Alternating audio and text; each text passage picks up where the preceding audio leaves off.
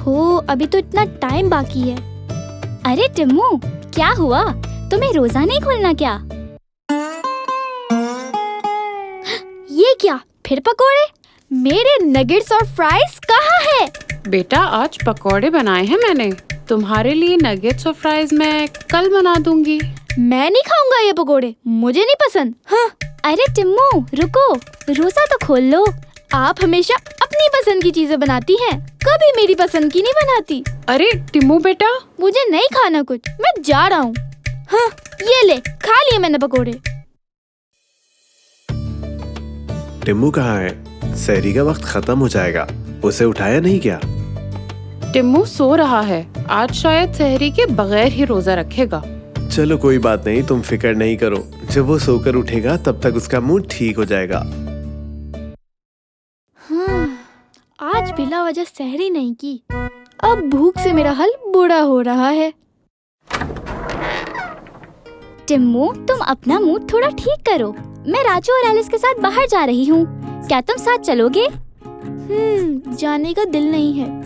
चलो ना टिम्मू, कुछ अच्छा करते हैं। जरूरतमंदों को इफ्तार बॉक्सेस डिस्ट्रीब्यूट करते हैं। चलो, तुम्हें अच्छा लगेगा। ठीक है, चलता हूँ मैं भी। ये भी लीजिए। आप भी लेना। ये लीजिए। टिम्मू, ये आप उनको भी भी दो। लीजिए। आप भी ले, आपको मिला? अरे हाँ, ये ले आप। टिम्मू, ये उनको भी दो। इनको भी दो। इनको भी दो एक बॉक्स। आप भी लीजिए ना। ये लो भाई, आपकी इफ्तार। ओहो, फिर से पकोड़े। अरे वाह, इसमें तो कस्टर्ड भी है। वाह, शुक्रिया टिम्मू भाई, मेरा कस्टर्ड खाने का इतना दिल चाह रहा था। ये लोग कितनी खुशी से ले रहे हैं। ये सब पकोड़े देख के भी इतना खुश हैं। अल्लाहु अकबर, अल्लाहु अकबर। ओहो, इतनी भूख लग रही है। चलो देखता हूँ इसमें क्या है। पकोड़े और कस्टर्ड तो है, मगर केचप कहाँ है? ये लो भाई, एक केचप ले लो, मेरे पास 2 हैं। शुक्रिया। आज समझ आया, हर चीज की कदर करनी चाहिए।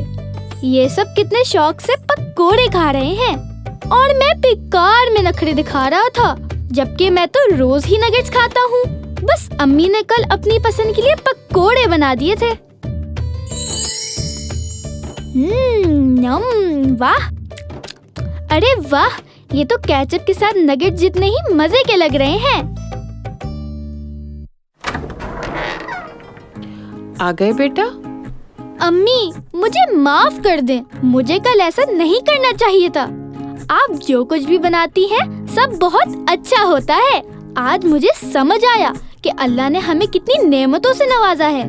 मैं आइंदा खाने को कभी बुरा नहीं कहूँगा, प्रॉमिस। क्या बात है टिम्मू, तुम तो बहुत समझदार हो गए हो। मैं समझ गया हूँ, हर चीज की कदर करनी चाहिए। शाबाश बेटा, मुझे खुशी है कि तुम्हें अपनी गलती का एहसास हो गया और तुमने अपनी अम्मी से माफी भी मांग ली। अगर बबली मुझे इफ्तार बांटने ना लेकर जाती तो शायद मुझे ये बात समझ में नहीं आती। आज जरूरतमंद लोगों को इफ्तार देख के खुश होते हुए देखा तो समझ आया, रिस्क बहुत कीमती होता है।